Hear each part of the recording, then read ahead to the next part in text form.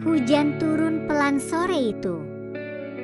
Dino duduk di teras rumah Reza, menunggu sahabatnya pulang dari kantor. Tapi yang membukakan pintu adalah Alia, istrinya. "Masuk aja, Mas Dino." "Reza belum pulang," ucap Alia sambil tersenyum. Dino mengangguk. Langkah kakinya pelan, tapi pikirannya bergejolak. Sudah lama ia menyadari hatinya tak biasa setiap melihat perempuan itu. Alia terlalu manis, terlalu baik, dan terlalu sering dibiarkan sendiri. Mereka duduk di ruang tamu. Obrolan ringan, tawa singkat, dan diam yang terlalu lama. Tatapan mereka kadang bertemu dan terlalu lama menempel. "Alia." Dino memecah keheningan. "HM, kamu bahagia sama Reza?" Alia terdiam. Senyumnya perlahan memudar. "Kadang aku merasa seperti orang asing di rumah sendiri. Tapi aku bertahan. Demi Reza." Dino menatap matanya dalam, lalu berkata pelan, "Kalau aku yang jadi suamimu, aku gak akan biarin kamu merasa sendiri." Alia menunduk. Jantungnya berdetak terlalu cepat. Mereka sama-sama tahu ini sudah melewati batas. Tapi hati mana pernah tahu batas? Dino pulang malam itu dengan kepala penuh bayang. Tatapan mata Alia terus terulang dalam pikirannya. Tatapan ragu, sedih, tapi tidak menolak. Seminggu berlalu. Reza makin sibuk, pulang makin larut. Sementara Alia makin sering menghubungi Dino. "Mas Dino, Reza belum pulang lagi. Aku takut sendirian di rumah." Awalnya hanya pesan pendek, lalu telepon, lalu mereka kembali duduk berdua di ruang tamu rumah yang sama, tapi dengan rasa yang semakin berbeda. "Kenapa kamu gak pernah bilang ke Reza kalau kamu kesepian?" tanya Dino malam itu. Karena dia terlalu percaya kalau rumah ini baik-baik saja. "Padahal aku makin hari makin hilang dalam kesepian ini," jawab Alia pelan. Dino menggenggam tangannya. Dan kali ini Alia tak menariknya. "Alia, aku tahu ini salah. Tapi aku gak bisa terus pura-pura." Seketika itu hujan turun. Dan di bawah suara deras air hujan, mereka berpelukan.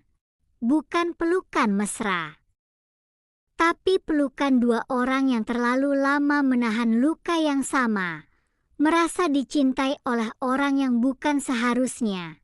3 hari berlalu sejak pelukan itu. Sejak itu pula, Dino dan Alia mulai menjaga jarak, tapi hati mereka sudah tak bisa kembali seperti semula. Mereka tahu batas telah dilewati, meski belum ada kata yang lebih dari pelukan itu. Dino duduk sendiri di kamar. Sebuah pesan masuk dari Reza.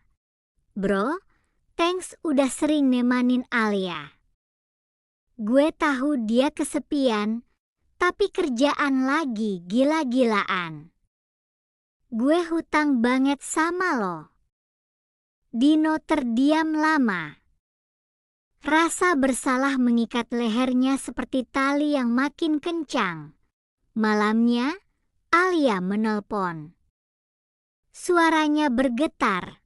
"Dino." Aku hamil. Dek, jantung Dino berhenti sejenak. Apa? Kamu yakin?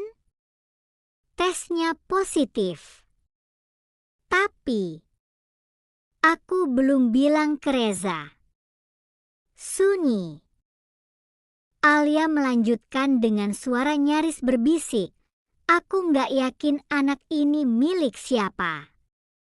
Kini bukan sekadar cinta terlarang, tapi dosa yang mulai tumbuh menjadi nyata.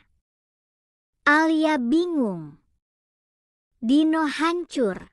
Dan Reza, sahabat yang tak tahu apa-apa, masih tersenyum sambil berkata, kalian itu dua orang yang paling gue percaya di dunia ini. Dino berdiri di depan cermin. Wajahnya pucat, matanya kosong. Ia mencoba berkata pada dirinya sendiri, kau harus jujur, kau harus bertanggung jawab.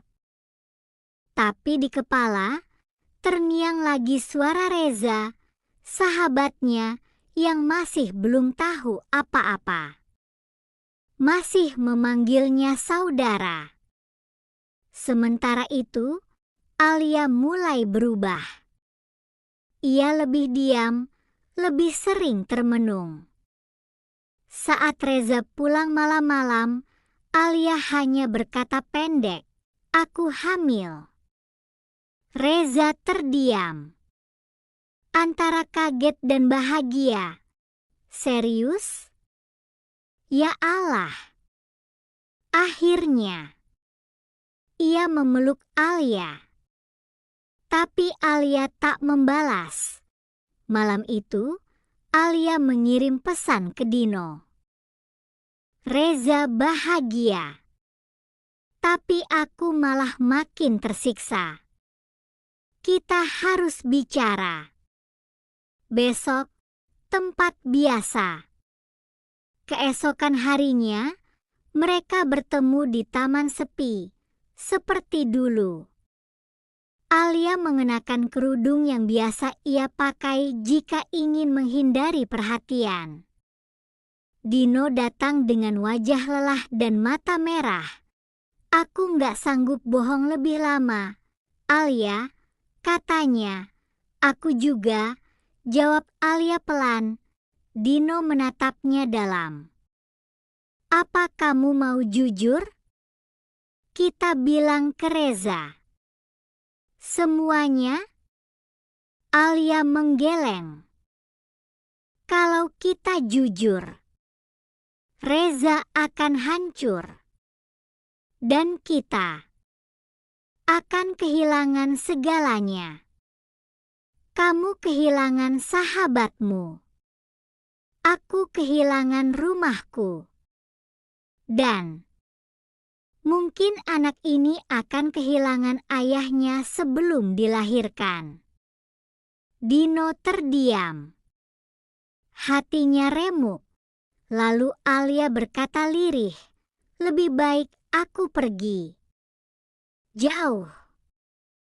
Sendirian. Biar aku yang tanggung semua ini. Malam itu, Alia meninggalkan rumah. Tak ada surat, tak ada alasan. Reza kebingungan, mencarinya kemana-mana. Ia menghubungi Dino, yang pura-pura tak tahu apa-apa. Bro, gue nggak ngerti kenapa Alia pergi. Tapi kalau lo nemu dia, tolong bilang. Gue masih nunggu dia pulang. Dan Dino hanya bisa menjawab dengan suara tercekat. Iya, Za. Gue ngerti.